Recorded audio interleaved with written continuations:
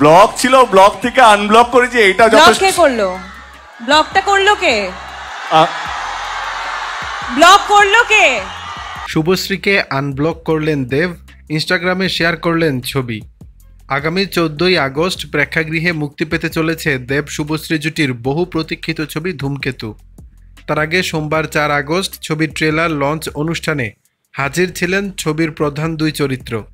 জমকালো এই অনুষ্ঠানে শুধু ট্রেলার লঞ্চ নয়, মঞ্চে ঘটে গেল আবেগঘন ও চমকপ্রদ এক ঘটনা। অনুষ্ঠানের সঞ্চালক রোহান দেব ও শুভশ্রীকে প্রশ্ন করেন তারা কবে একে অপরকে সোশ্যাল মিডিয়ায় ফলো করবেন। প্রশ্নটি শুনে শুভশ্রী বলেন, আগে ব্লক করেছিল কে? এরপর দেব কিছু না বলেই চুপ করে যান। তখনই নিজের ফোন বের করে দেবকে ফলো করেন শুভশ্রী। শুভশ্রী দেবকে ফলো করতেই দেবও তার ফোন বের করে শুভশ্রীকে ফলো করেন ইনস্টাগ্রামে। এই অভাবনীয় মুহূর্তে দর্শকদের মাঝে উচ্ছ্বাসের সঞ্চার হয়।